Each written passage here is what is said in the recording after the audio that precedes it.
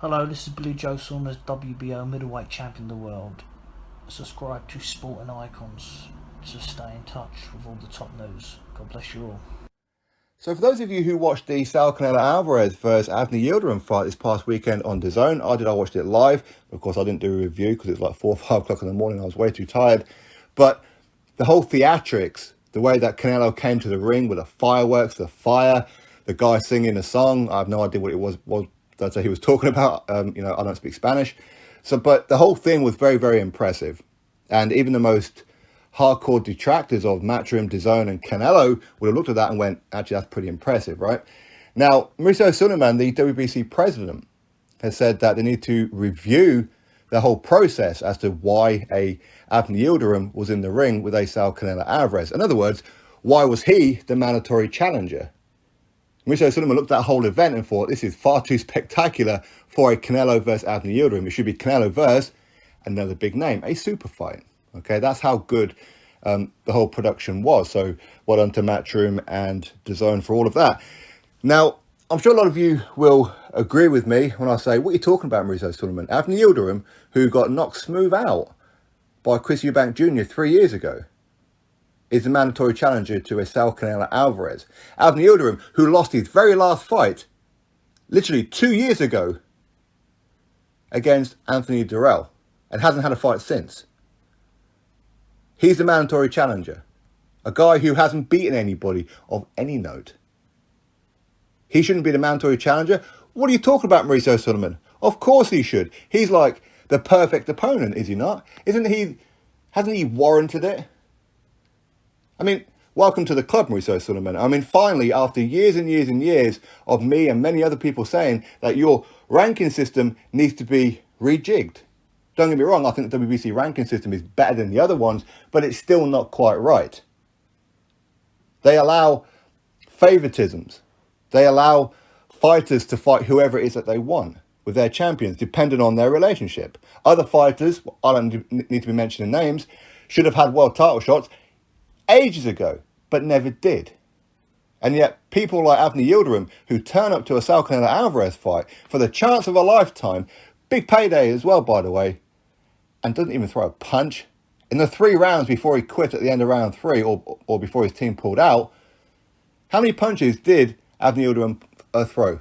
4? Maybe 5? He stood in the ring with his gloves around his head, elbows in, and just stood there while Canelo Alvarez was unloading on him. That was his game plan, to try and draw Saul Canelo Alvarez in to have a bit of a dogfight in the middle of the ring. Let's just throw some body shots and let's see who quits. Canelo Alvarez obliged him. Went, okay, if that's how you want to do it, we'll do that. And he beat him at his own game. The only kind of process that really needs looking at would be, should Avni Yildirim get paid? Shouldn't somebody be withholding his purse? Because quite clearly all the talk, all the trash talk of how we've got a new and improved Avni Yildirim is going to turn up and really put it on Canelo and shock the world. Well, the only thing he really shocked was, well, he did shock the world by not trying. Let's be honest, he didn't even try.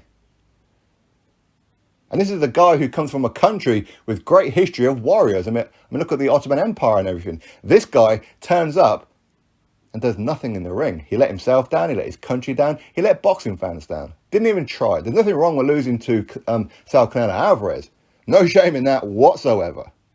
But to not even try, that's where the shame comes in. So Mauricio Sulaiman, when you're talking about reviewing the process, well, how long has the WBC been in existence? So why is it only now you need to review the process as to who's a mandatory challenger?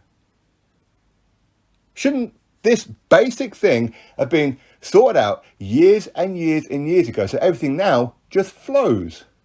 Surely to God, why suddenly now does it need reviewing? It shouldn't need reviewing at all, should it?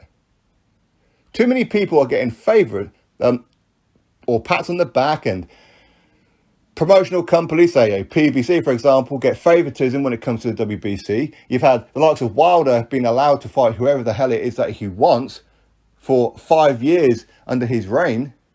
You've got many other champions who shouldn't have been champions. You've got many other title challengers fighting the champions who shouldn't be there. Why is this happening? There's no reason for it. This kind of thing should have been sorted out years ago, probably before you and I were born. This should have been sorted out a long, long time ago.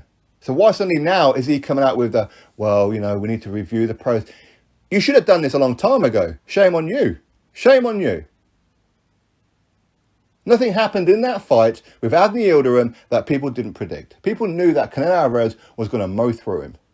People knew that Avni Yildirim should not be in the ring. And we say it about many, many fights when it comes to the WBC world title fights. Other sanctioning bodies as well, okay? They're not off the hook, of course not. But the WBC, they do allow a lot of bias. They base their rankings on who's paying the most amount of sanctioning fees. They're basing their rankings on, well, who do they like? Who do they have good relationships with? Rather than merit. So welcome to the club, Mauricio Sulaiman. If you're finally going to do something, congratulations. Better late than never. But why change the habit of a lifetime, right? But if you can do it, great. Great. Let's try and restore some of the history of the WBC. Great sanctioning body for a long, long time.